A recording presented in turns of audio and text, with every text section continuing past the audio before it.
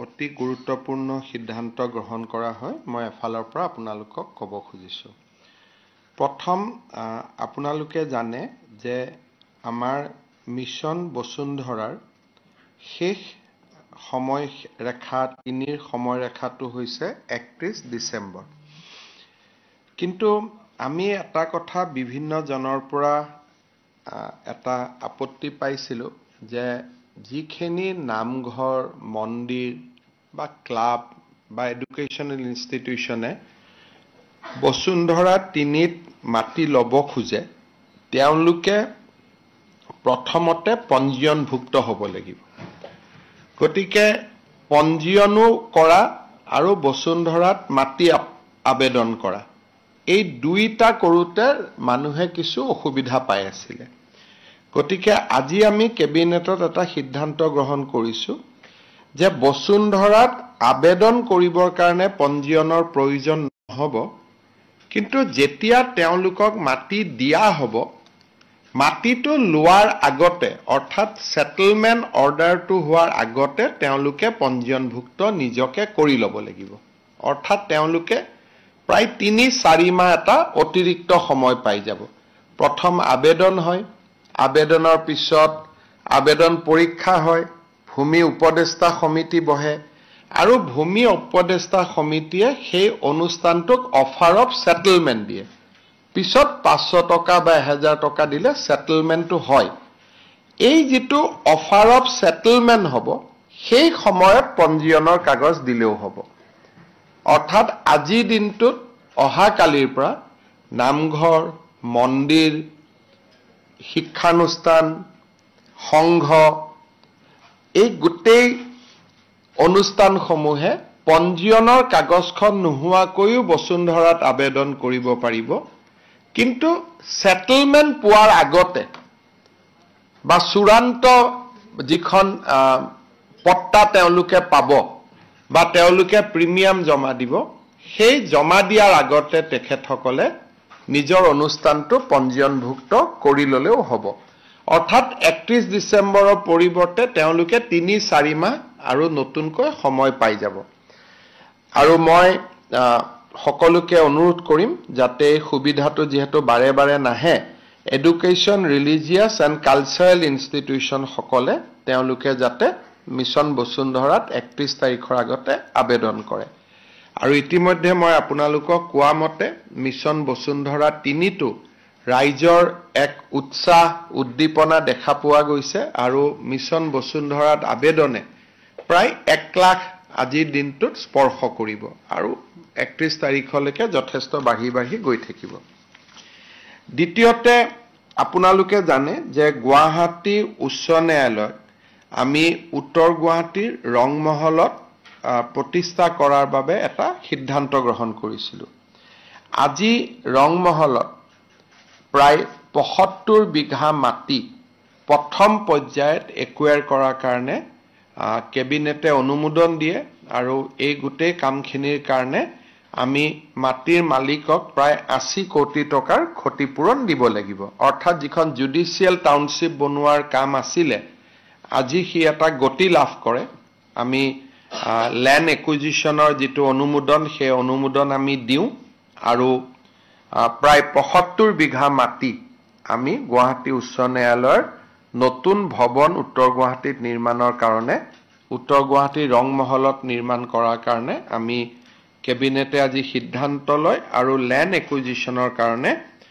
আজি আমি পুঁজি আবণ্টন কৰো সোণোৱাল কছাৰী অটোনমাস কাউন্সিলৰো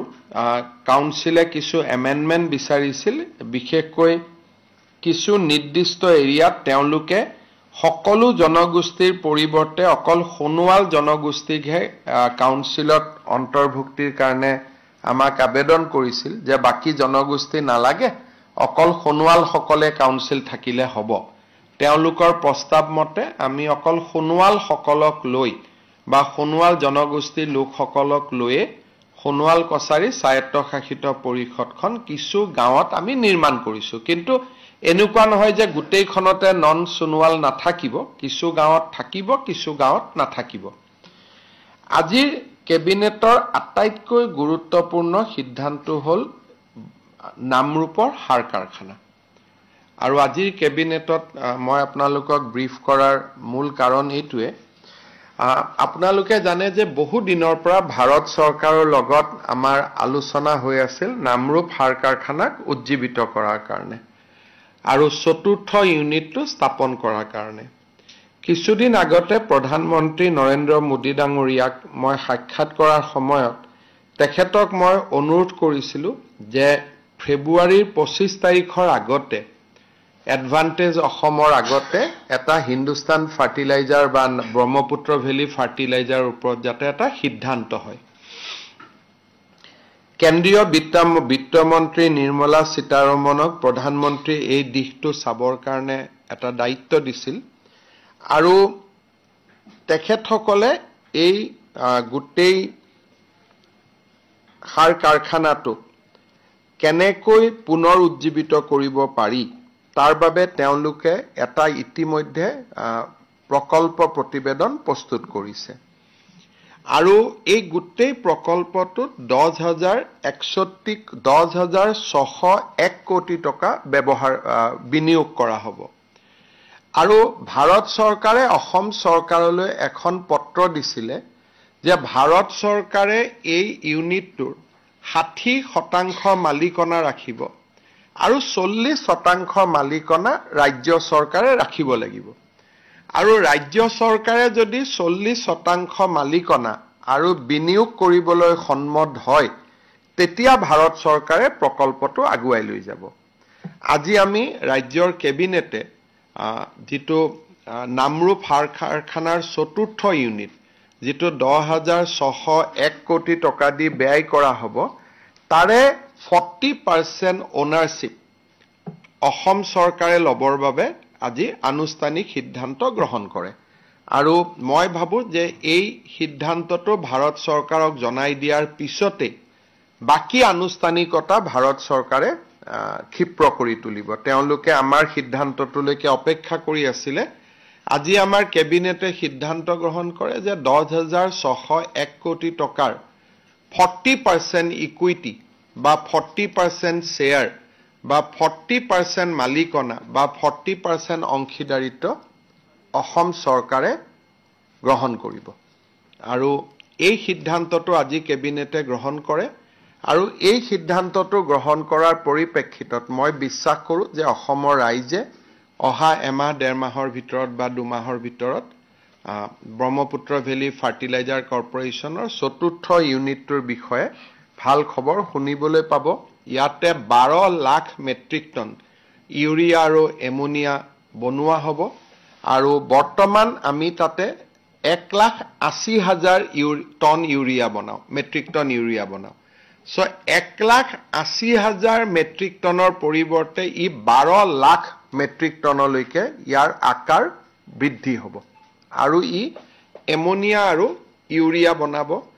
আৰু অসম চৰকাৰৰ বাবে আৰ্থিক দৃষ্টিকোণৰ পৰা এইটো সহজ সিদ্ধান্ত নাছিলে, কিন্তু কাৰণ 40% মানে আমাৰ বিনিয়োগ 4,000 কোটি টকা হ'ব। গতিকে এইটো বহুত আমাৰ কাৰণে বা আমাৰ দৰে এখন ৰাজ্যৰ বিত্তীয় দিশৰ পৰা এইটো ইমান এটা ক'ব গ'লে খুব সহজ সিদ্ধান্ত নাছিলে, কিন্তু যাতে নামৰূপৰ সাৰ কাৰখানাটোক আমি পুনৰ উজ্জীৱিত কৰিব পাৰোঁ সেইকাৰণে আজি ৰাজ্য চৰকাৰে 40% মালিকনা ল'বৰ বাবে সিদ্ধান্ত গ্ৰহণ কৰে। এতিয়া আমি এই পত্ৰ ভাৰত চৰকাৰক পঠিয়াই দিয়াৰ লগে লগে মই ভাবোঁ যে নামৰূপ সাৰ কাৰখানাক উজ্জীৱিত কৰাৰ দিশত ভাৰত চৰকাৰে সিদ্ধান্ত ল'ব পাৰিব। গতিকে এইটোৱে আজিৰ কেবিনেটৰ আটাইতকৈ গুৰুত্বপূৰ্ণ সিদ্ধান্ত আছিলে। মই ভাবোঁ যে ই আমাৰ উজনি অসমেই নহয় সমগ্ৰ অসমৰ ৰাইজৰ বাবে ই এটা আশাৰ বাতৰি হ'ব। তাৰ উপৰিও আজি আপোনালোকে মোৰ টুইটত দেখাও পাইছে আমি ৰাজ্য চৰকাৰে এটা সিদ্ধান্ত লৈছোঁ যে ভৱিষ্যতে ৰাজভৱনৰ সন্মুখত কোনো ধৰ্ণা ধৰ্মঘট হ'ব নোৱাৰিব আৰু কোনোবাই ধৰ্ণা ধৰ্মঘট কৰিলে যি ধৰ্ণা ধৰ্মঘটৰ বাবে নিৰ্দিষ্ট স্থান আছে তাতে তেওঁলোকে ধৰ্ণা ধৰ্মঘট কৰিব পাৰিব। আৰু যোৱাকালিৰ ঘটনাটোত যিসকল লোকে এই গোটেই পুলিচৰ বেৰিকেড আদি ভাঙাৰ বাবে প্ৰচেষ্টা কৰিছিল তেওঁলোকৰ ওপৰত সিটি পুলিচে ফৌজদাৰী গোচৰ লিপিবদ্ধ কৰিছে একেটা ঘটনাকে ইলেকশ্যনৰ আগত খানাপাৰাত তেওঁলোকে কৰিবৰ বাবে চেষ্টা কৰিছিল যোৱাকালি ৰাজভৱনত কিবা কাৰণত নহয় কিবা কাৰণত কংগ্ৰেছ দলে গুৱাহাটীৰ ভিতৰত বহু দিনৰ পৰা কিবা এটা ঘটনা সংগঠিত কৰাৰ বাবে চেষ্টা কৰি আছে তেওঁলোকৰ উদ্দেশ্য মই নাজানো কিন্তু তেওঁলোকে সচিবালয়ৰ সন্মুখতে হওক বা ৰাজভৱনৰ সন্মুখতে হওক তেওঁলোকে বহু দিনৰ পৰা ইয়াত এটা গণ্ডগোল এটা কৰিব বিচাৰি আছে this is third fourth attempt গতিকে মই ভাবো যে এইবাৰ আমি যিসকলক ভিডিঅ'ত দেখা পাম যিসকলৰ ফটো আছে যেহেতু পাৰমিশন নোলোৱাকৈ তেওঁলোকে কামটো কৰিছিল আমি কঠোৰ ব্যৱস্থা আমি হাতত লম So in the national context also today unprecedented scene unfolded in front of parliament and in fact an MP from the Nagaland was also physically pushed by Rahul Gandhi leader of opposition. That आज जो हुए ये बहुत ही निंदनीय है राहुल गांधी जी ने पहले हाथ उठाए हमारे एक बड़ी सांसद सारंगी जी का ऊपर फिर वही सिलसिला को आगे बढ़ाते हुए हमारे जो नागालैंड से राज्यसभा को प्रतिनिधित्व करते हैं महिला सांसद है उनका ऊपर भी उन्होंने जो भी वो बता रहे थे बहुत ही क्लोज प्रॉक्सिमिटी में चला गया था मैं उनका ही भाषा को बोलना चाहता हूं ये उन्होंने संगठित किया है मैं राहुल गांधी जी को निवेदन करूंगा और मैं उनको ये डिमांड भी करूंगा कि आपने जो नागालैंड का महिला सांसद महोदय का ऊपर जो किया है उससे उत्तर पूर्व का जनता बहुत ही क्षोभित है उत्तर पूर्व का जनता बहुत आहत है आप जल्दी जल्दी माफी मांगिए इसलिए हमारे महिलाओं का ऊपर आपने जो अभद्र आचरण किए उससे हमारा लोग काफी नाराज है और ऐसा बात को हम कभी स्वीकार नहीं कर पाऊंगा मैं आपको पहले तो निवेदन सबका व्यवहार कर रहा हूं बट अगर आप निवेदन में माफी नहीं मांगेगा तब हम हमारा तरीका से आपको फोर्स करेगा आप माफी मांगे हमारा जनता को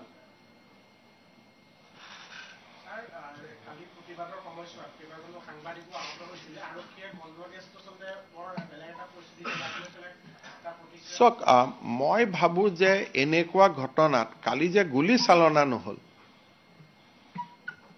আৰু সাংবাদিকসকলো সন্মুখত আছিল তাত কংগ্ৰেছ দলৰ লগত জড়িত নোহোৱা ব্যক্তিও আছিল যিসকলে প্ৰচেছনৰ নেতৃত্ব লৈছিল তেওঁলোকে এটো চাব লাগিছিল যে পুলিচে যদি গুলি চালনা কৰে টিয়াৰ গেছ চলাই তেওঁলোকৰ পৰিৱৰ্তেও কাখত থকা মানুহৰো ক্ষতি হ'ব আৰু তেওঁলোকে ৰাজভৱনত বিচাৰিছিল কি ৰাজ্যপালটো নাছিলে তেওঁলোকে কিয় তাত গৈছিল মই এটো কথা আজিলৈকে বুজি পোৱা নাই যত গভৰ্ণৰ মণিপুৰত আছে যদি গভৰ্ণৰজন মণিপুৰত আছে ঘৰটো খালি হৈ আছিল